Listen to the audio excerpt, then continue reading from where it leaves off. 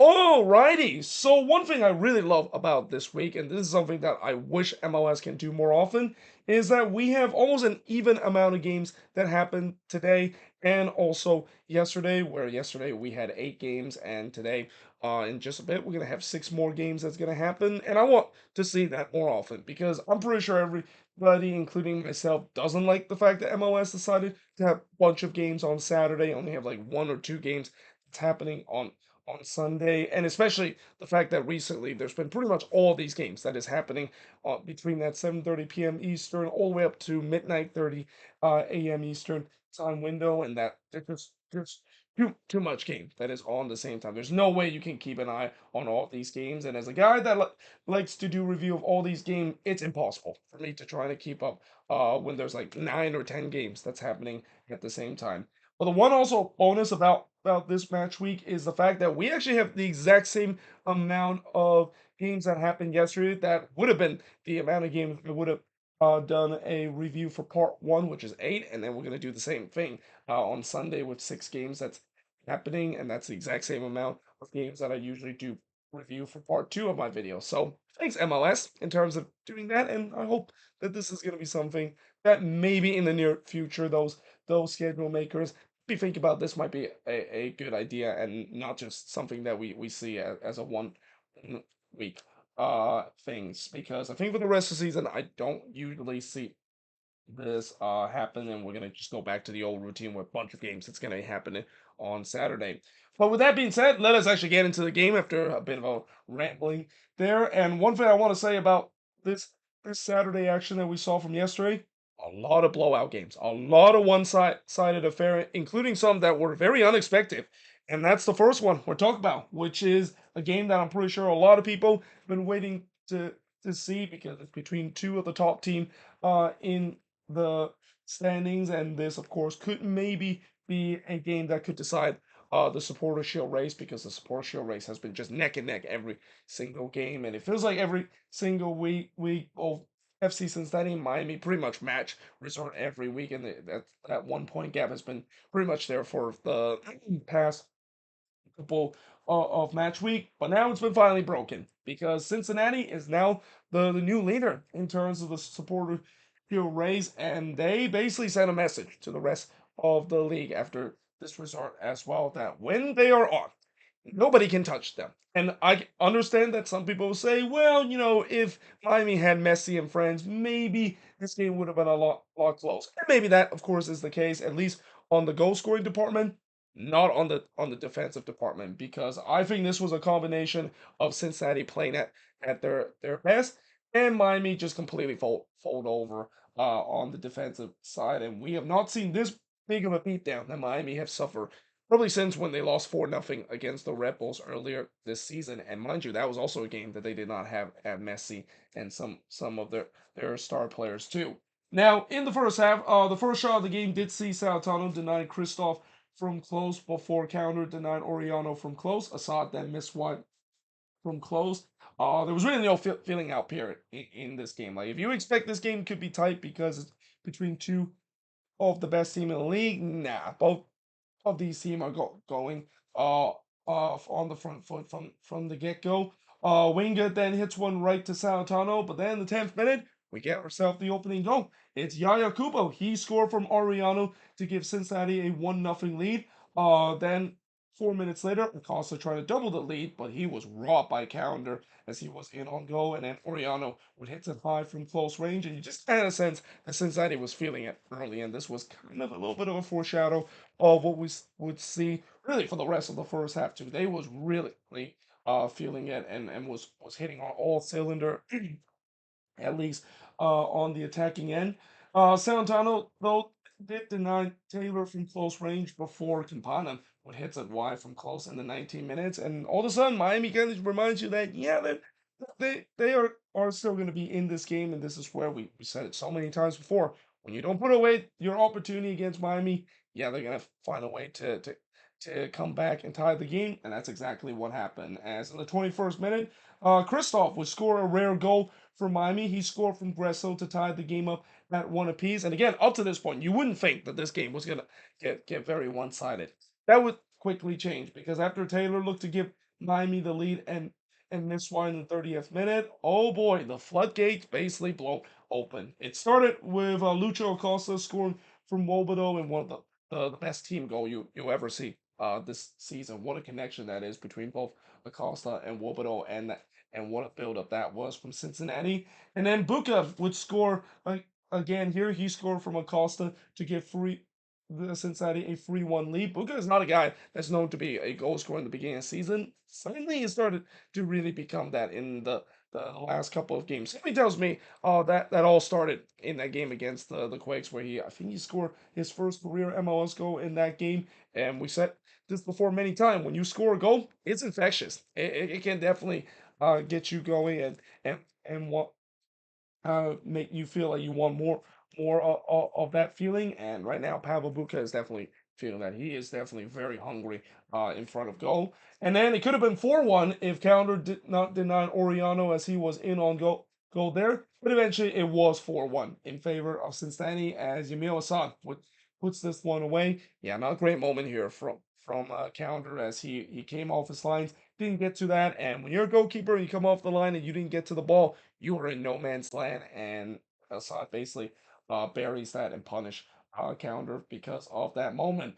But there was no doubt the floodgates was blown open in this game. Like, in the span of just what, 9 minutes, this game went from a game looked like a competitive game to pretty much becoming a laughter. And it continued in the second half, as in the 57th minute, Yaya Kubo would score his second goal from Yedlin to make it 5-1 in favor of Cincinnati. And that also came over a deflection, which, it's your night when those deflection goes in your way.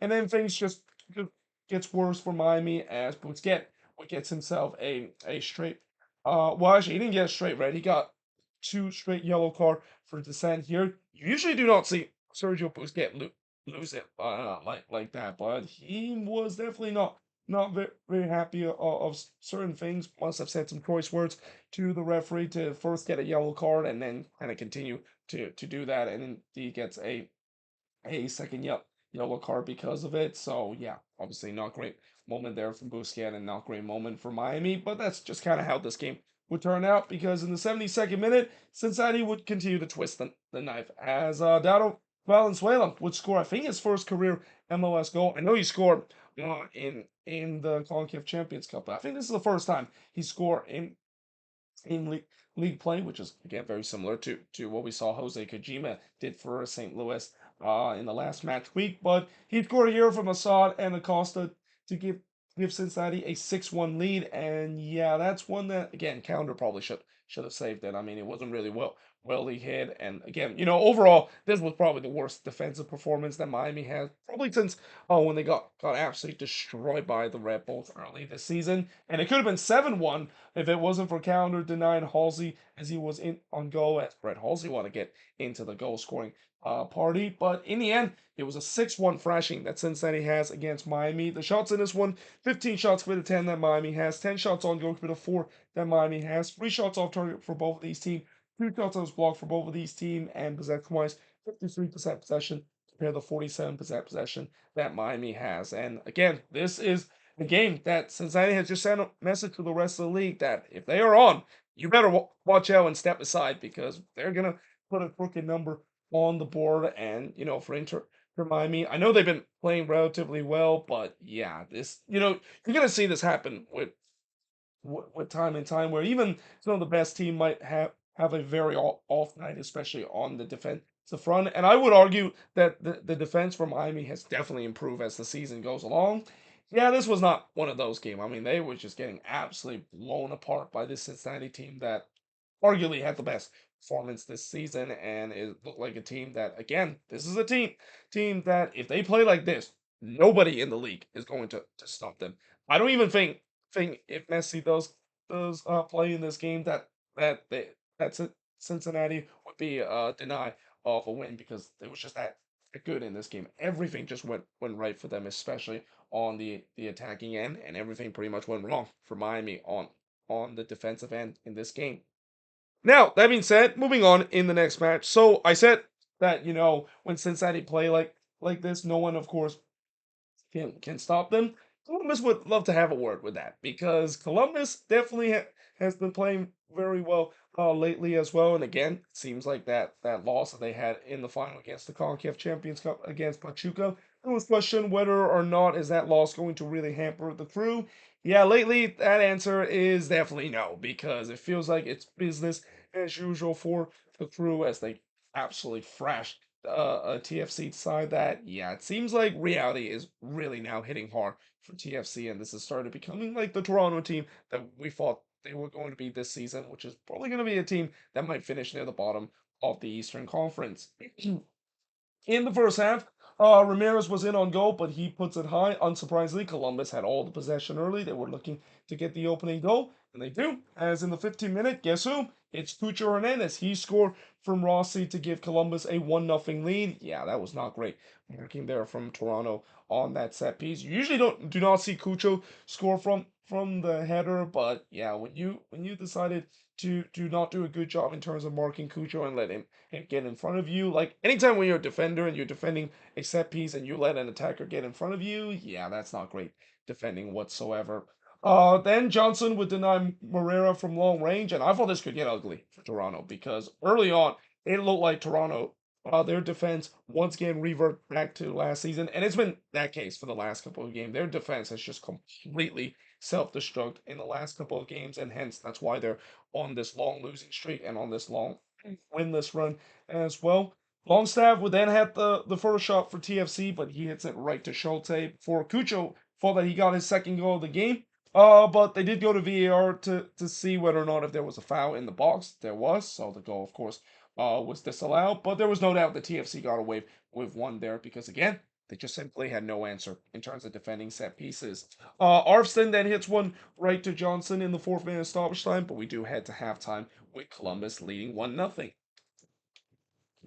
So we go to the second half, and in the second half, straight off the bat, Columbus would make it 2-0. It's Christian Ramirez. He scored from Cucho to give the crew a 2-0 lead. Of course, it came off of a deflection, and again, just like what I said about Cincinnati, you know you have a good season when deflection goes in your way. Owusu did look to respond, but he missed wide from close range before Schulte would deny Benedeski from long range, and then on the other, and Rossi hits the side ending from close range. That came off of a lightning counter attack too, which I thought the crew was very dangerous on the counter, especially in the second half.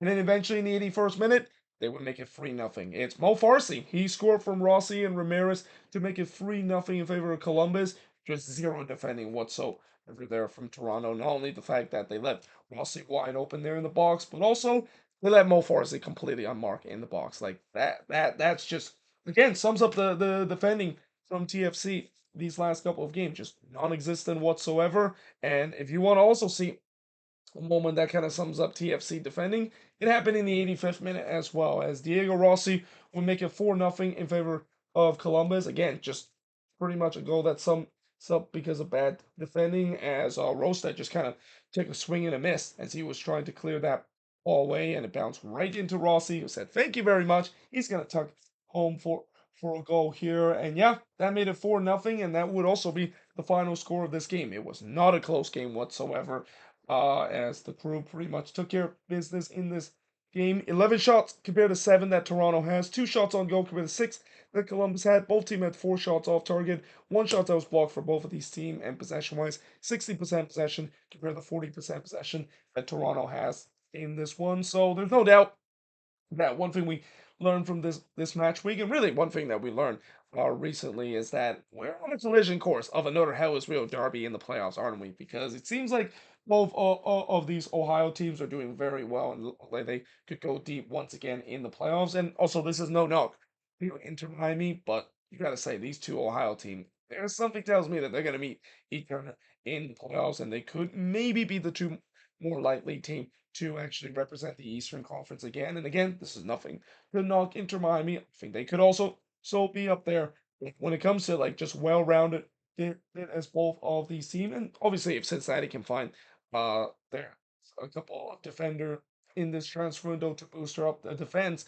who said that both these two Ohio teams can once again make a run in the playoffs, and that once again we're gonna start to see the same thing that in the East. I'm pretty sure they don't want to see something similar to the West, where it seems like in the West there's always been a monopoly based on one region. I mean, for a long time, the Cascadia region between Seattle and Portland were dominating the West, and now it seems like LAFC has took that monopoly with the last couple of games, and now it seems like we're seeing it in the East as well, where the Ohio region, these two Ohio teams, they are just taking a monopoly that they are going to be the two best teams in the league, and it will be proven otherwise. Well, maybe unless if Miami can, of course, go on a deep run themselves, and also they have shown the capability that they can, of course, do it with or without Messi. Just not this game, though, when they play against Cincinnati.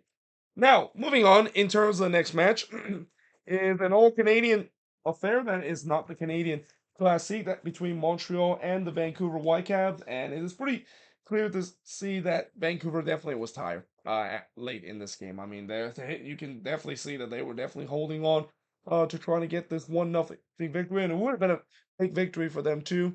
Alas, Montreal did find the answer late in this game, and the pressure pretty much took a toll on this Whitecaps defense.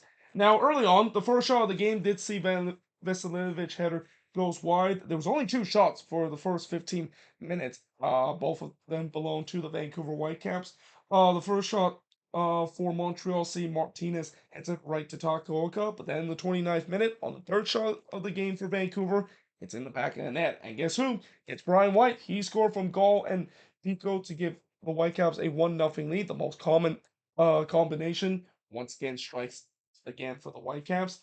The Lassiter did look to answer, but he puts it wide from long range, and then Brown did puts one right to Takaoka in the 38th minute for Lassiter, who puts it wide from close range. As both of these teams were definitely exchanging some chances as the half closed. White had another opportunity to get the second goal and make it 2-0 for the Whitecaps, but he hits one right to Seawas in the second minute of stoppage time, and we do head to halftime with Vancouver leading 1-0. And before you ask, yes, my voice is still not 100% healthy, as you can probably tell that as well. But in the second half, the post would deny Lapinainen in the near post before Lassiter would puts it wide from close range. Ibrahim then puts it into the side netting, which kind of full half of the stadium, as half of Stas Saputo thought that ball went into the back of the net.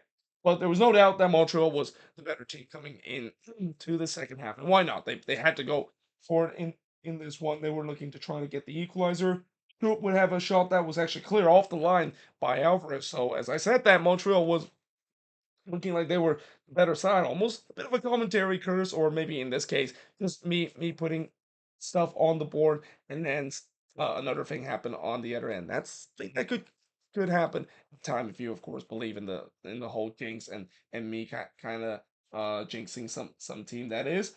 But in the 70th minute, Juan would hit the side netting as he was in on goal there. And then Ibrahim would hit it right to Takoka in the 78th minute. And really, as the time winds down, Montreal continued to pile on the pressure. They definitely started to put some fresh legs in there. Again, you can definitely see the fatigue is starting to show on this Whitecap side. Again, it's not easy to trying to play back-to-back road game on a short week, and it's definitely showing it in this game as well for the Whitecaps. And eventually, that pressure took a toll on the Whitecaps, as in the 79th minute, Kokoro would score from Juan to tie the game up at one apiece, though that goal probably should have not happened if Takaoka would have just palmed that away for a corner. And I'm pretty sure that, yeah, Takaoka would definitely want to have that one back. It was not a good goal for him to concede, but Montreal wouldn't care. It's all squared up at one apiece in this game. Povelino did look to respond, but he hits it right to Siwas before Martinez just hits it wide from close range. It looked like it was going to sneak into that left side of the post, but unfortunately it wasn't meant to be. Both team, of course, was pushing for a late winner, but in the end, it did end in a 1-1 draw in this one. Shots in this one, 16 shots compared to 14 that the Whitecaps had. 5 shots on goal compared to 3 that Montreal has. 10 shots off target compared to 1 that the Whitecaps had. 2 shots on block compared to 7 that the Whitecaps had.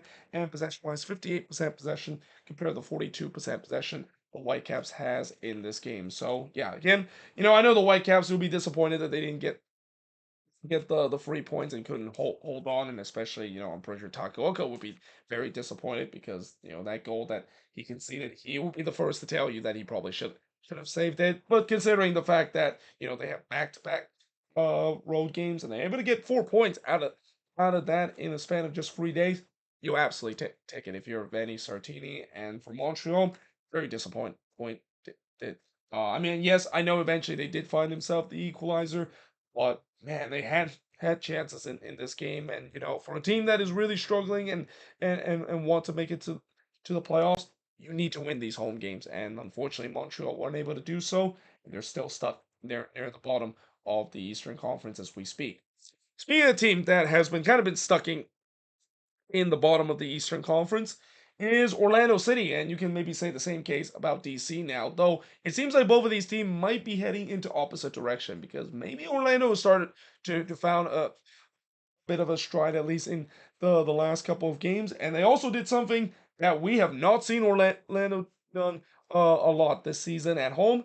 And that, of course, is win games and win it in a convincing fashion. Because my oh my, if you thought that this game was one sided or this game is one sided, this was a game that took it to the next level in terms of just one of the most one-sided game in a game that was just completely one-way traffic and at times kind of man against boys how this game turns out. And it started early. Schlegel thought that he got the opening goal for Orlando, but the goal, of course, was disallowed for offside. Good news for Orlando is that they eventually do get the opening goal just 7 minutes later, as Martino Hayden was scored from Forhalson to give Orlando a 1-0 lead. 4 minutes later, it would be 2-0 in favor of the host, as Janssen would score a rare goal from Cartagena and Torres to give Orlando a 2-0 lead. McGuire did try to make it 3-0, but he missed wide there on an unconventional backheel kind of goal. But there was no doubt it was all Orlando up to this point. DC clearly just did not show up in this game, and they would also end up not showing up at all in this game as well. It feels like they were just here for Orlando to go to Disney World because yeah, they just you might as well just say that they were just spectator in this game with the way that Orlando just kind of played them off the park. Though that being said, they did had a chance in the 37th minute to score here as Janssen actually had to clear a looping shot that was goal bound off the line. And this came after there was a nasty collision between three players. I think it was between Galese and one of the DC and his own teammate as well. You always hate to see that when you see like a collision like that, and you hope it's not a bad injury. The good news is everybody from that injury were okay and they were able to continue. But yeah, that was probably the closest that DC would have came to score in this game because just a couple of minutes later, Orlando would make it 3-0. It's Angulo scoring from Ojeda here to make it 3-0 in favor of Orlando City. And then, when the old saying, when it rains, it pours. And it definitely pours for DC in terms of the misery. Because in the second minute of stoppage time, Barlett would commit a denial of goal score opportunity offense. So again, just adds insult to injury of a DC team that, again, just clearly did not show up whatsoever in this game. Smith then puts it high from close range, and then Ojeda puts it over from close as we do head to halftime with Orlando City leading 3-0. But you just kind of had a sense that the Lions, they were definitely smelling blood in this game because in the second half, it was pretty much the same thing. Miller would then would deny McGuire in the 48th minute before McGuire puts it over from close range. I think McGuire actually got on the score sheet. I know he got on the assist chart as I see it here, but he would definitely wish that he also gets on the score sheet, consider that's kind of what he is paid to do. But there was no doubt that, as expected, it's been one-way traffic. Like Orlando with a man up, they were just continue to push on to trying to get the fourth goal. They were showing no mercy whatsoever. DC was basically just pretty much lie there flat and just almost hope that this game is going to be over sooner or later. Miller would then rob Schlegel on a point blank header, and then Janssen was there on the doorstep of goal. He had a chance to put it in, and unfortunately, he just did not connect any contact to it, or at least clean contact to it, and that one actually was pushed behind for a corner. The good news for Janssen is that with that bad miss is that eventually Orlando on the next quarter would score. It's Facu Torres. He scored from McGuire and Angulo to make it 4-0 in favor of Orlando, and then in the 86th minute, Enrique would score from Freeman and Ladero to make it 5-0 in favor of Orlando. And that, of course, would be the final score of this game. Just an absolute one-way traffic game. I have not seen this much of a one-way traffic probably since that is not involved with the San Jose Earthquakes. I mean, if it involved with the Quakes, I mean that's not surprising. But when it's not involved with the Quakes, yeah, if you're the team that is on the receiving end of that thrashing, that is not a good sign. And that's kind of the case for DC too. I mean, they are just completely fall off the map in the past month or two. So shots in this one, 26 shots with it, just six that DC had. One shots on goal with it, 10 that Orlando has. Four shots off target with two that DC had. 10 shots on blocked with the two that DC had. And possession wise, 56% possession compared to 44% possession that DC has in this game. And like I said, this is good news for Orlando City. And again, I know some will say that, yeah, they were playing against a relatively weak DC team. They need this because this season, this has been the problem where it doesn't matter who they face. Orlando can just make the other team that is struggling when they're playing at home good because for whatever reason they just can't win home game this season at Inter.co Stadium. But that this game was a little different. I mean, this is a game that they've been waiting for a very long time. Pretty sure the fans been waiting for this moment for a very long time, as that's again only the third win this season for Orlando City at home, and they're hoping that that's gonna maybe spark them being much better at home because we know they can win on the road. But can they win at home so they can not only get themselves in the playoff picture, but maybe get themselves back in the conversation of being a contender in the East, like what they're supposed to be heading into this season. With that being said, I am now going to switch boards and look at the last four games to finish off this review of last night's action for match week number 24. So moving on, in the next game is the Union and the Red Bulls, and throughout this week, or at least on the Saturday action, I already talked about there's games that feature a ton of goals.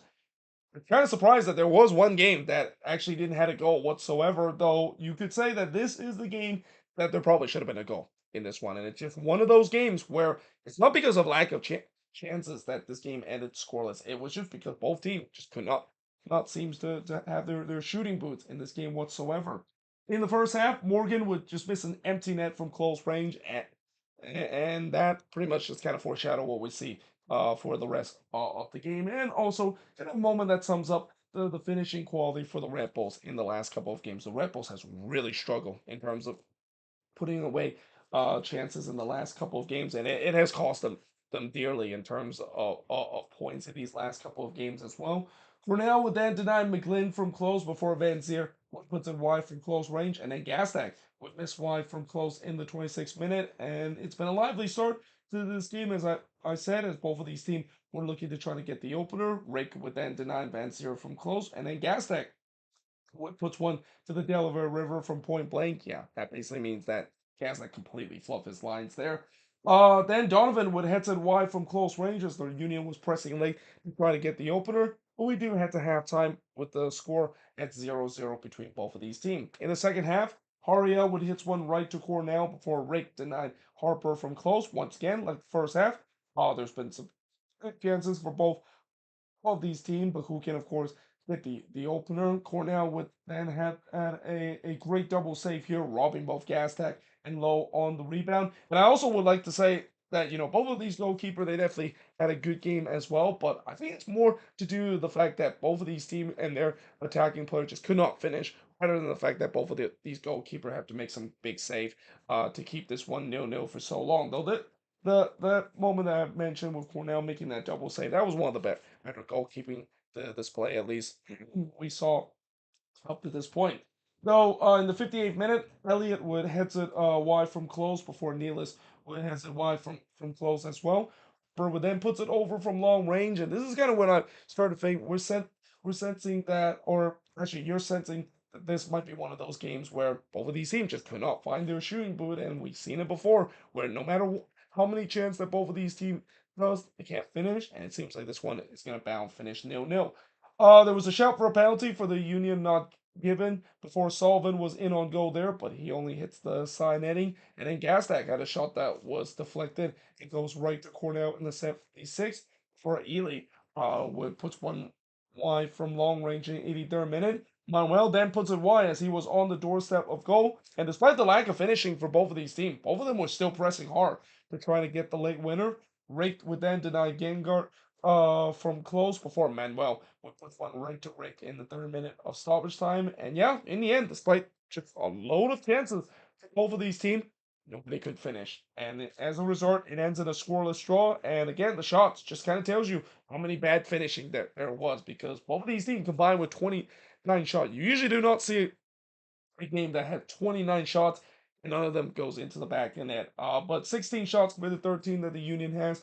Both team had 5 shots on goal. Both team had 7 shots off target. Both team also had 3 shots that was blocked, which that can't be right as well because the number is exactly the same. That actually means that both team would have had 15 shots in this game. Actually, you know what? I just realized that's actually a 15 instead of a 13 there from the Union. So actually, both of these teams kind of cancel each other out in terms of the shots. But again, once again, MLS in terms of how they put the stats. Yeah, this is not the first time I've seen for whatever reason the number just doesn't really quite add up. But one thing that does add up is the possession wise. 53% possession compared to 47% possession the Red Bulls has in this game. That obviously does add up to 100%. But yeah, again, just as I said, this was just a game of missed opportunity. And when you have these kind of games, both of these teams will be very frustrated. I mean, the good news for the Union is that at least the losing streak is over.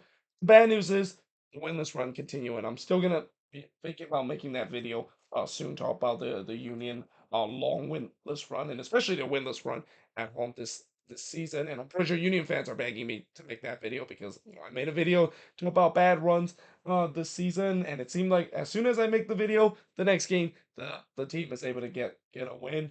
And for the Red Bulls, again, this is just another one of those games. We've seen it so many times recently, just not being clinical in terms of finishing, tossing them 2 points, and these kind of points would come back to bite them if they start to either go on a bad run of form or the fact that they're not going to get home field advantage of being one of the top 4 team in the East, because it's pretty clear that the East is going to get very competitive.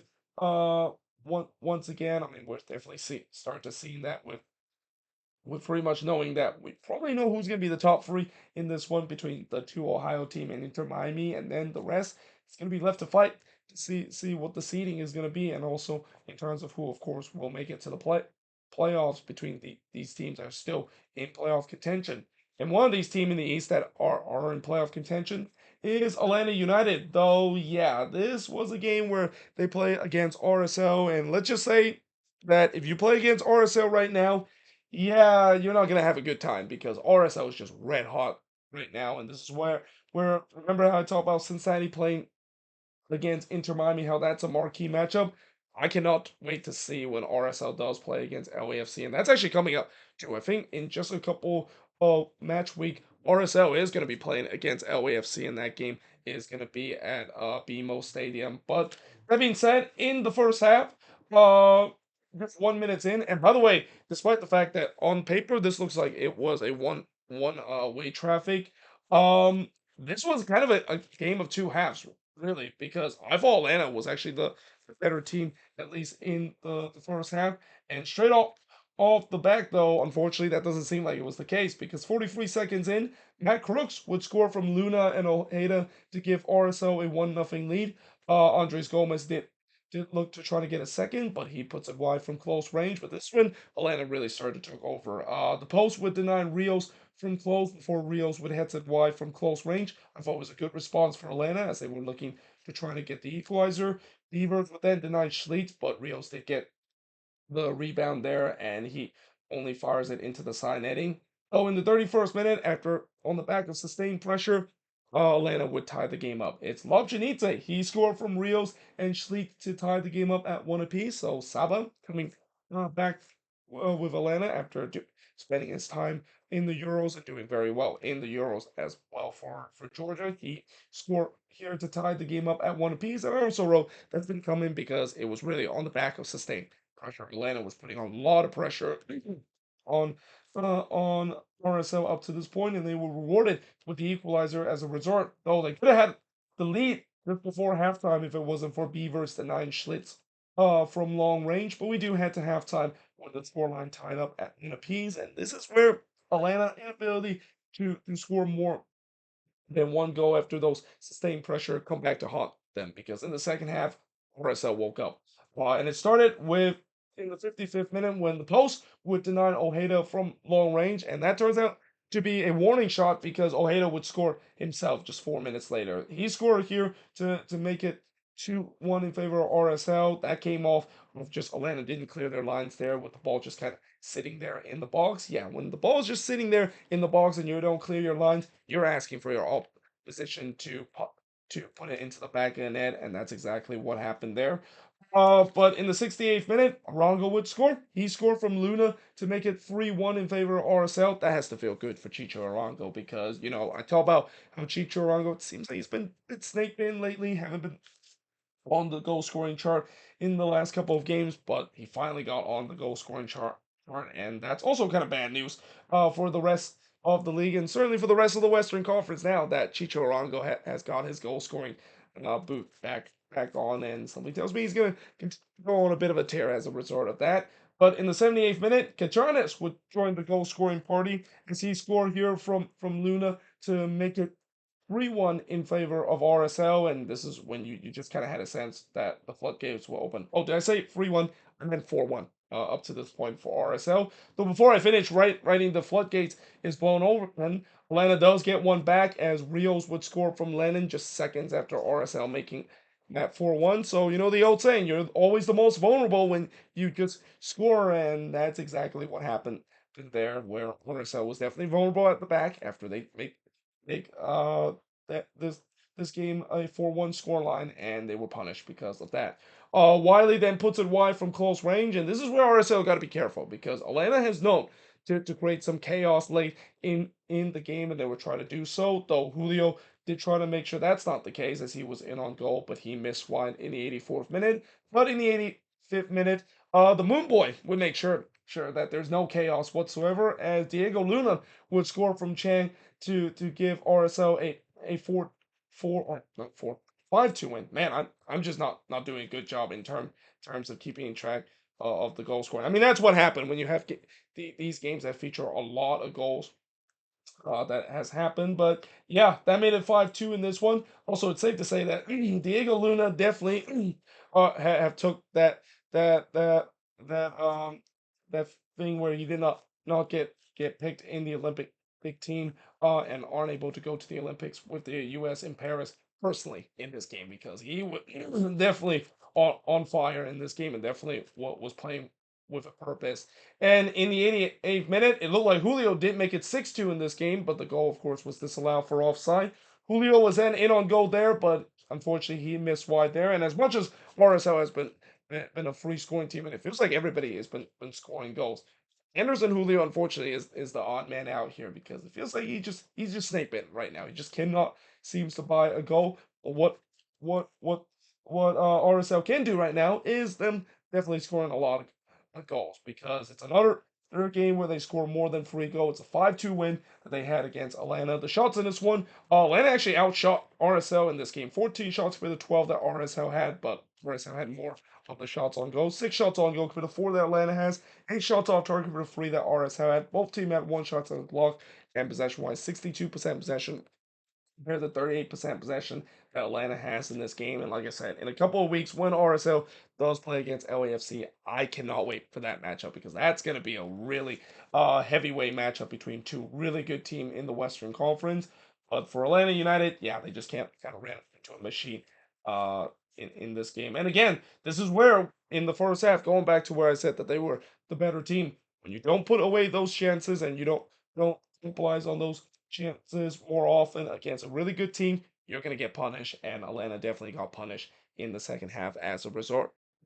So moving on in the next one is Austin and NYCFC. And just like what I said in the middle of the week, where we of course have a game that was delayed because of weather that is between Columbus and oh god who they play in the middle of the week. I think God, I can't think of who Columbus play in the middle week. I'm having a brain moment. Pretty sure Columbus fan will basically put in the comment section of who we who they play in the middle of the week that is in that weather delay. But in this game, we also saw a weather delay between Austin and NYCFC as this game kicked off almost around the same time as the Columbus game in the middle of the week. It kicks off at 8:55 p.m.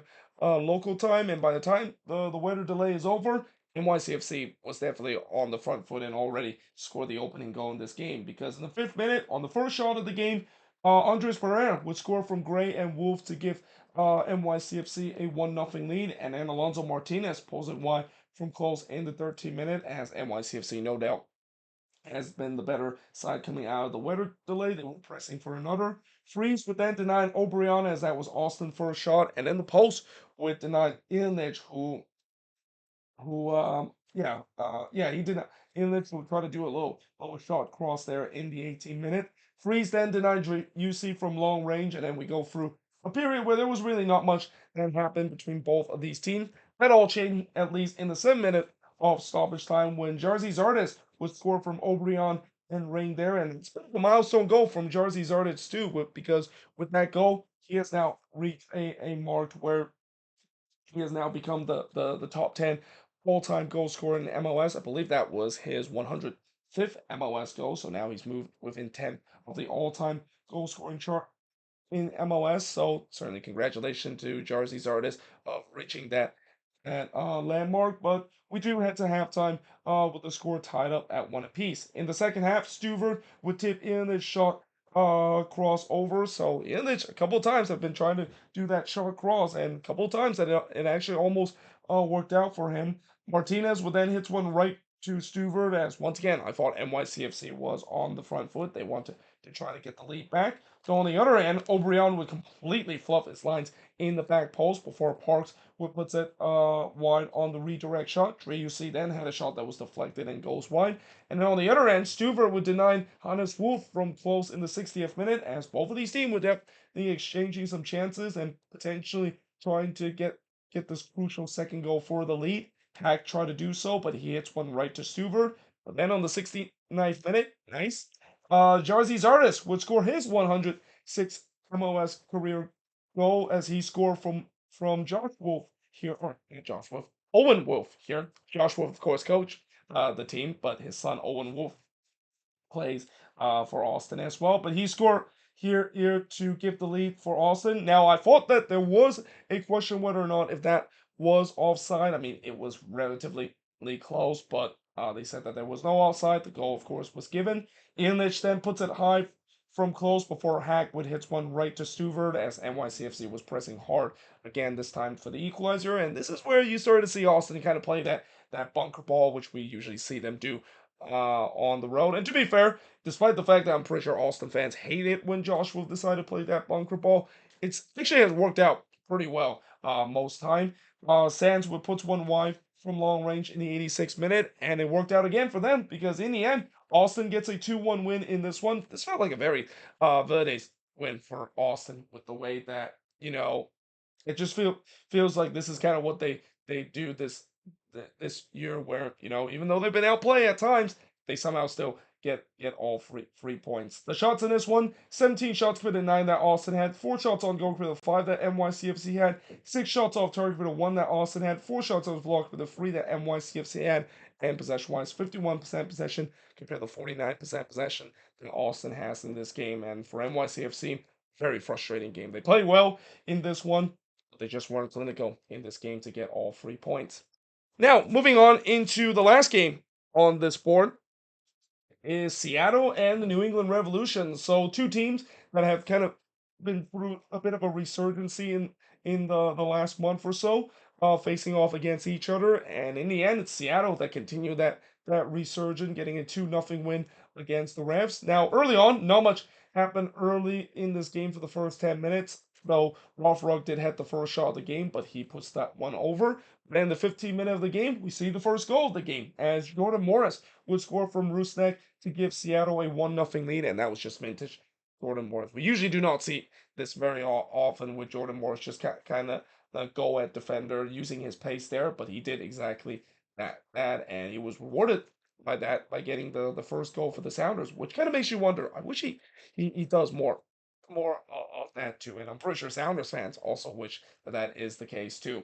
Rough Rock then had a shot that took a deflection, but right to Ivicic before Paulo would puts it over on the free kick. The shots were 5-0 for Seattle up to this point. The Revs were very flat coming out of the gate in this game. Fry then denied Veroni, but it rebounded right to Ismail Bajatovic, who was also denied by Stefan Fry here. Arriaga then heads it wide from the corner in the 36th minute. That would have been an interesting moment if Javier Arriaga would have scored, or not Javier Arriaga, it's Xavier Arriaga. Got the wrong name there. Would have scored for the Revs against his former team. I wonder if he's gonna celebrate. He's probably not gonna celebrate, consider that's the first team that he of course played for. Though again, doing it his last couple of times, or the last couple of years, and really the last couple of months with the Sounders, he didn't really had good terms with the Sounders, so something tells me he probably wouldn't celebrate either way. But there was no doubt the Revs have woke up as they were trying to get the equalizer. Oh, by the way, I know that there's a bit of a glare right now because of the window that I have. I forgot to shut the shutter there on the window. So apologies if you can't really see this text, but again, and for those of you that have asked, and I have received some of these comments that talk about them can't really see the board very well and can't really see the text. Well, that's not the whole purpose of this. The text is actually just kind of helping me in terms of what is going on in the game. I mean, this is pretty much like a podcast. You don't even need to watch this video or keep an eye on this video. You can just listen to it in the background as well. So yeah, that's kind of just answer some of the people thinking that why in the world can I not see the text, and you should make the text very well, when in reality that was not the whole purpose of when I decided to make these reviews and previews. But in the 37th minute, Rusnak would hit one right to Ivicic before Fry denied hacks from long range. Again, this is when the you can't really see this text, so I'm going to read it out to you guys. But Harks would then miss wide from long range, and we do head to halftime with the Sounders leading 1-0. In the second half, Fry would deny Veroni from close before Ivicic denied João Paulo from long range. Ivicic then absolutely robbed Yamar from point blank effort, but there was no doubt the Sounders were pressing to try to get that killer second goal. Rui Diaz tried to do so, but he hits it off the side netting. But then in the 84th minute, they eventually do get that killer second goal as Albert Rusnak was scored from Vargas to give the Sounders a 2-0 lead. It was a great goal there from Albert Rusnak, but poor closing down from the New England Revolution. Like, you cannot let Albert Rusnak that much space at the top of the arc and not expect him to not hit that one on target. Baker Whiting looked to join the goal scoring party, but he was denied by Ivicic before Nuhu would miss wide on the volley. I mean, if Nuhu would have scored that, the whole stadium would have erupted, because it's kind of like once in a blue moon when Nuhu scored a goal for the Seattle Sounders.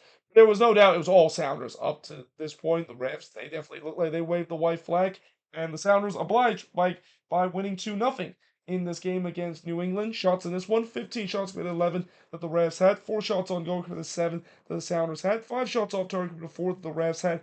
Both teams had 3 shots as block, and possession-wise, 57% possession compared to just 43% possession that New England has in this game. So again, Seattle continue this good resurgence that they recently have. But for New England, again, it was always not going to be easy coming into this game, especially traveling across the other side of the country on a short week. We talked about that a couple of times where it's very difficult to try to do that, and we're kind of seeing it right now with all these teams that travel across the other side of the country on a short week, don't really have a lot of rest or a lot of time to prepare for the game, and most of the time or not, they don't get the resort. But there you have it. That is pretty much it in terms of looking at the review for all the Saturday game action. Again, we're gonna have the Sunday game, and in fact, the Sunday game is gonna happen relatively soon.